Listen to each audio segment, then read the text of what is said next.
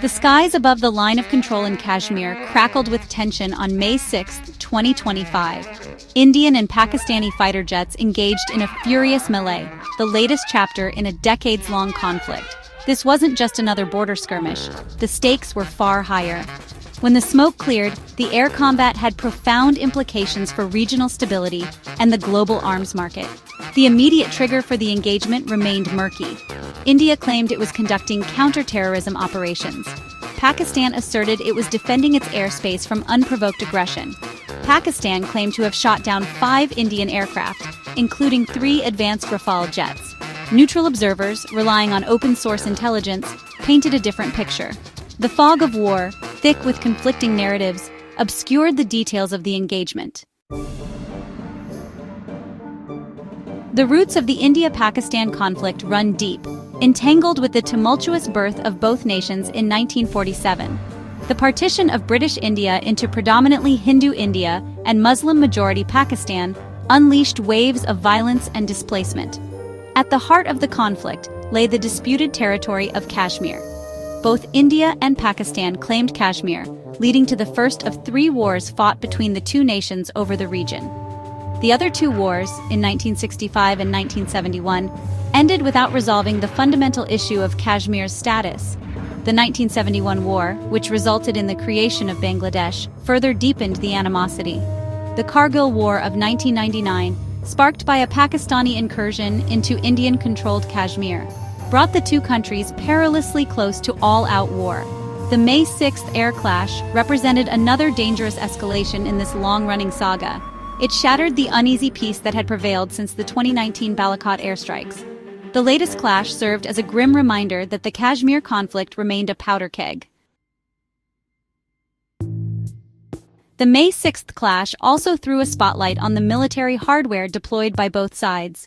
The engagement was not just a test of pilot skill, but also a contest between 2 of the most capable fighter jets in the world, the French-made Dassault Rafale and the Chinese-built Chengdu J-10C. The Rafale, a twin-engine multi-role combat aircraft, is known for its agility, advanced avionics, and potent weapons systems.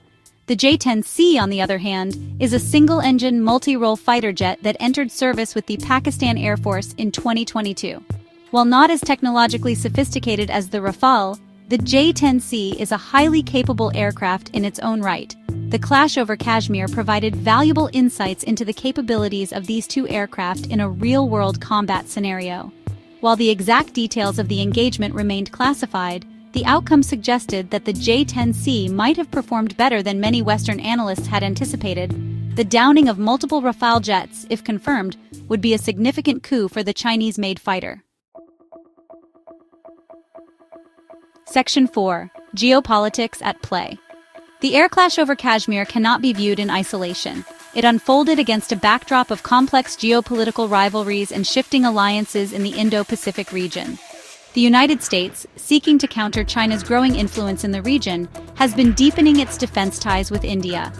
Washington sees New Delhi as a key partner in its Indo-Pacific strategy.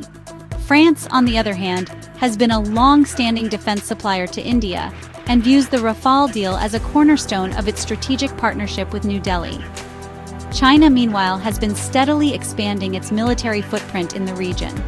The performance of the J-10C in the Kashmir clash, if indeed it proved superior to the Rafale, would be a major propaganda victory for Beijing. The air clash over Kashmir served as a stark reminder that the region remains a tinderbox. Section 5. The global media weighs in. The air clash over Kashmir sent shockwaves through the global media, sparking a flurry of headlines and heated debates. News outlets around the world scrambled to make sense of the incident, often resorting to speculation and conjecture in the absence of reliable information. The American media, in particular, provided extensive coverage of the clash, with some outlets appearing to emphasize the Rafale's perceived vulnerability. The Chinese media, not surprisingly, adopted a triumphant tone, hailing the J-10C's alleged victory over the Rafale. Social media platforms, both in China and elsewhere, were abuzz with discussions about the clash. The incident highlighted the power of social media to shape public opinion and amplify geopolitical tensions. Section 6. Shifting Sands of Strategy. The air clash over Kashmir sent ripples through the global arms market, prompting many countries to re-evaluate their defense postures and procurement plans. The incident served as a wake-up call, highlighting the importance of investing in advanced weaponry and developing innovative military doctrines. The performance of the J-10C, if indeed it proves superior to the Rafale, could have a significant impact on future arms sales. India, in particular, would be forced to reassess its defense strategy in light of the clash. The perceived vulnerability of the Rafale, if confirmed, could lead New Delhi to expedite its acquisition of more advanced fighter jets. The clash also highlighted the growing importance of electronic warfare and cyber capabilities in modern warfare. Section 7. The Long Road to Peace. The air clash over Kashmir underscored the fragile nature of peace in South Asia. It served as a stark reminder that the decades-old conflict between India and Pakistan remains a potent threat to regional and global security. The international community expressed deep concern over the clash and called for restraint from both sides. World leaders urged India and Pakistan to engage in dialogue to de-escalate tensions. The Kashmir conflict, with its complex history and deep-rooted emotions, is unlikely to be resolved through military means. Both India and Pakistan need to recognize that a continued stalemate only benefits those who seek to exploit the conflict.